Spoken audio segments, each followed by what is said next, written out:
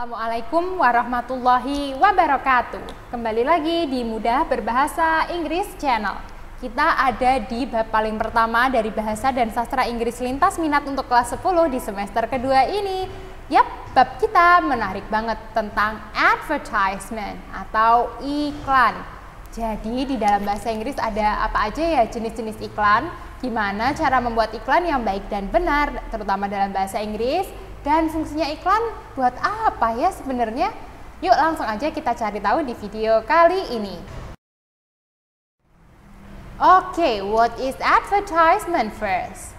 It is a picture, short film, song, etc. Anything ya basically, which tries to persuade listeners, readers or viewers to buy a product or service or attend an event. Jadi, definisi iklan bisa bentuknya gambar, terus short film, video pendek gitu ya, bahkan lagu itu juga termasuk iklan untuk mempengaruhi orang lain, bisa pendengar, pembaca, atau penonton untuk membeli suatu produk atau menggunakan suatu jasa dan juga menghadiri suatu acara. Advertising is a form of communication for marketing used to encourage, persuade, or manipulate an audience. The audience here can be viewers, readers, or listeners, sometimes also a specific group, to continue or take some new actions. Jadi, advertising atau beriklan itu maksudnya adalah salah satu bentuk komunikasi marketing penjualan untuk pokoknya ya mempengaruhi orang lain lah ya. Di sini orang lainnya kita sebut audience, bisa penonton, pembaca, pendengar, atau target grup gitu ya, atau orang-orang tertentu yang supaya mereka itu melakukan sesuatu yang kita inginkan. Apa yang kita inginkan mereka untuk lakukan? Ya membeli atau menggunakan jasa atau produk kita, bahkan atau menghadiri acara-acara kita. Okay, there are 4 important strategic questions in advertisement. Jadi kalau kalian mau membuat iklan yang baik, please caranya adalah berangkat dari keempat pertanyaan ini. Pertama, apa itu? What products will be offered? Produknya apa sih yang mau kamu tawarkan? Bisa jasanya apa sih yang mau kamu tawarkan? Acaranya apa sih yang kamu nyuruh orang untuk menghadiri? Terus, who will be the target customers? Ini juga penting sekali. Ini ilmu dasar marketing ya. Jadi, kamu tuh pengen orang yang datang atau yang beli produk kamu tuh yang spesifiknya seperti apa? Misal kamu mau jual barang-barang mewah yang harganya di atas 100 juta. Nah, itu kamu harus tahu target customer kamu berarti orang-orang yang berpenghasilan misalnya di atas 1 miliar per bulan, kayak gitu. Karena kalau kamu target kamu adalah orang-orang yang berpenghasilan rendah, ya nggak mungkin kebeli kan produk kamu. Nah, itu namanya kita harus tahu dengan jelas siapa our target customers. Terus, how will the customer get the products? Gimana caranya pembeli itu dapat si produk kita? Apakah ini bentuknya mereka datang ke toko terus mereka beli, atau belanjanya online, atau melalui link tertentu, atau ada cara-cara khusus lainnya, itu juga harus dijelaskan dengan detail. And yang keempat, at what price should the products be offered? Nah, harganya mau berapa? Kembali lagi, urusan harga itu nanti kamu harus kembali ke target customers ya. Nggak melulu kok harga murah itu pasti akan laku. Ya contohnya kayak tadi barang-barang mewah, kalau kamu jual kemurahan bahkan mungkin orang-orang itu akan menganggap oh itu barangnya jangan-jangan palsu. Makanya tahu harga yang tepat untuk target customer kamu itu amat sangat penting banget. Oke, sekarang ada kayak language bahasa yang digunakan dalam suatu iklan. Biasanya yang pertama harus evocative. Evocative itu apa? Evocative itu making the readers and listener remember or imagine something pleasant.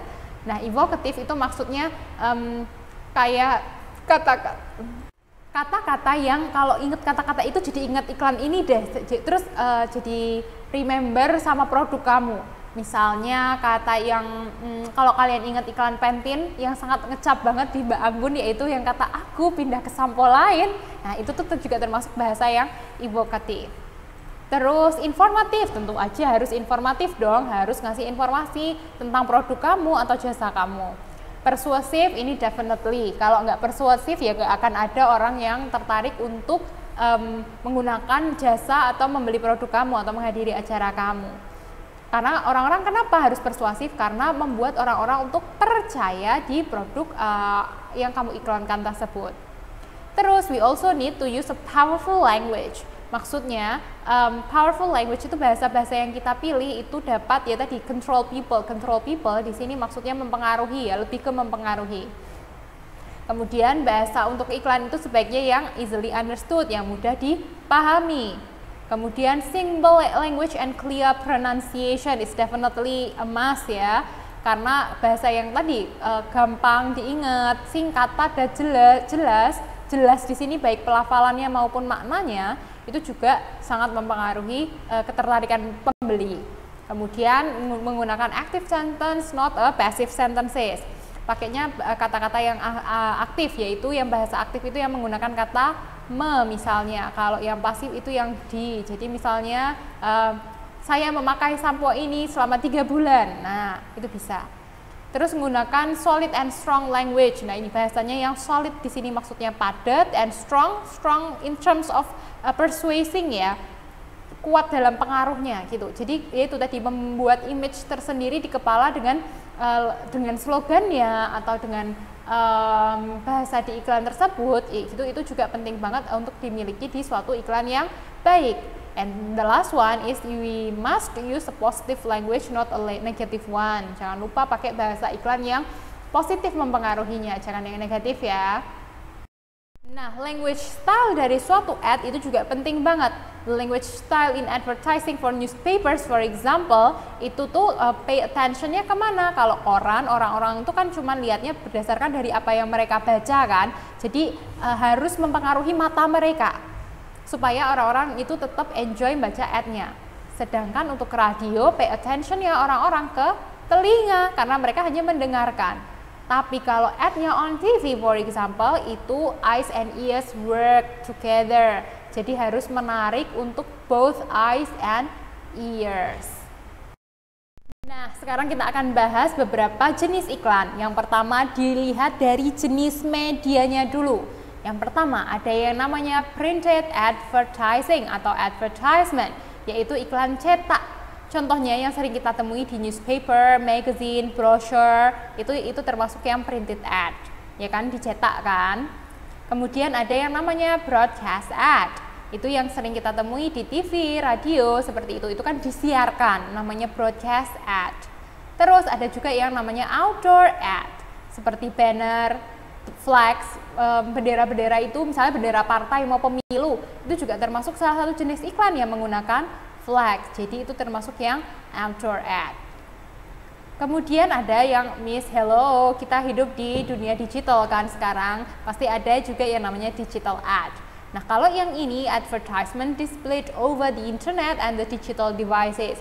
Ini iklan-iklan yang muncul di internet dan juga media-media digital. Misalnya kalau kalian lihat blog seseorang terus ada iklannya, itu namanya digital ad.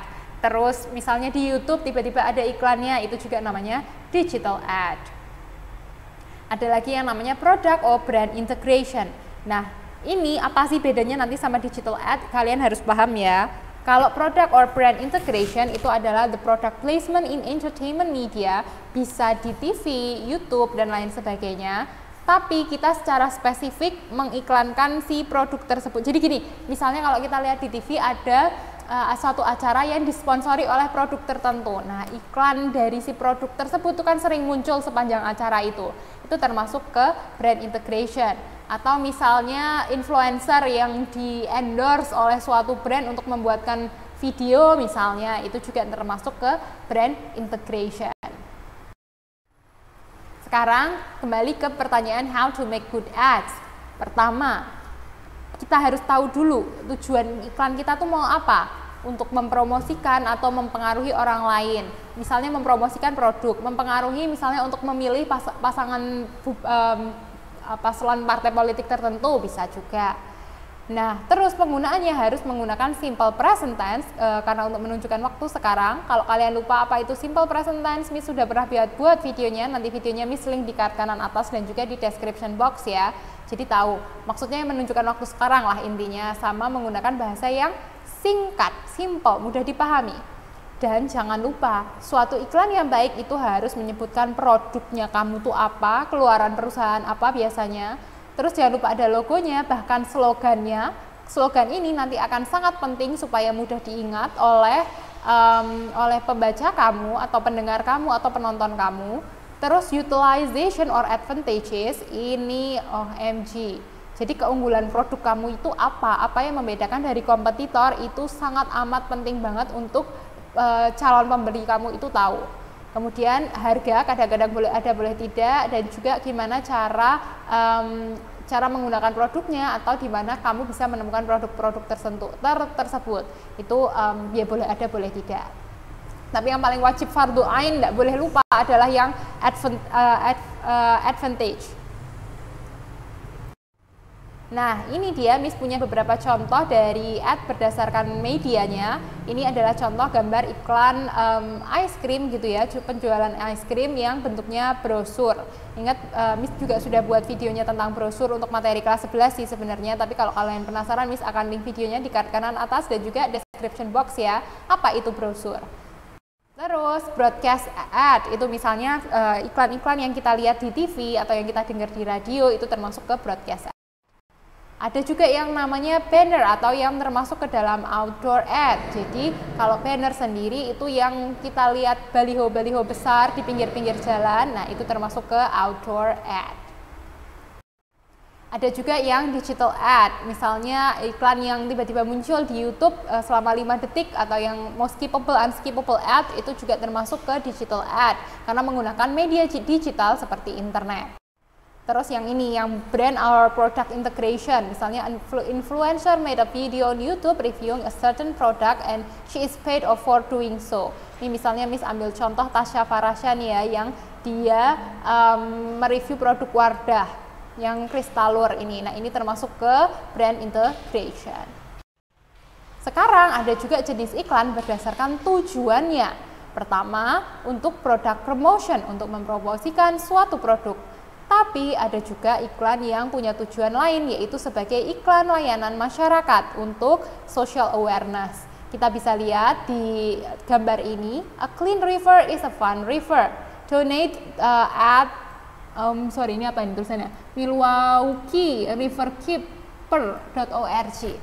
Nah ini contoh sebenarnya lebih ke iklan yang social awareness, untuk supaya kita lebih aware terhadap lingkungan misalnya, dan kita juga tetap ngasih tahu ya di mana kita bisa misalnya mau berdonasi untuk kebersihan lingkungan.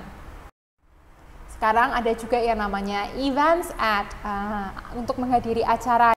Nah untuk yang event ad ini agak unik ya, jadi inti iklannya harus memberikan informasi-informasi yang jelas terhadap acara tersebut.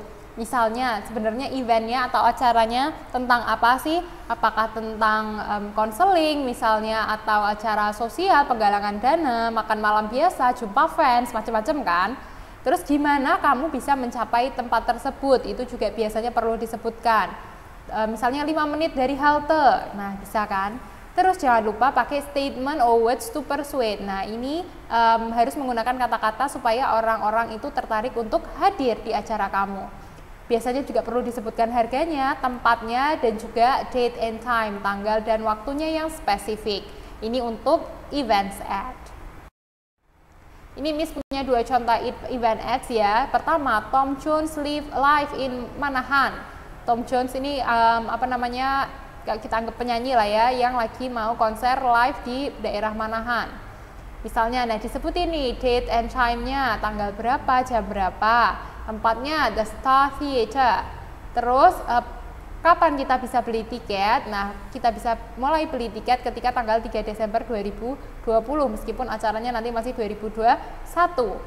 Harga tiketnya itu sekitar, nah ini biasanya kan kalau konser ini anggapkan ini konser. Kalau konser itu kan ada yang tiket ada range harganya tertentu gitu ya. Ada yang 100, 200, 500 hingga sejuta. Kamu mau pilih yang mana? Nanti tergantung tempatnya pun berbeda biasanya kan, untuk harga yang semakin mahal semakin mendekati panggung kayak gitu. Terus caranya kalau kamu mau datang acara ini atau mau beli tiketnya, jangan lupa bisa hubungi nomor di sini. Itu salah satu contoh event ad. Ada juga event ad berikutnya yang workplace workplace success. Unlock your potential and maximize your performance. Nah, kalau yang ini lebih ke acara kayak acara psikologi gitu ya. Kita lihat coba iklannya. Special workshop Friday September 26, 2021. Nah ini date-nya dan tanggalnya.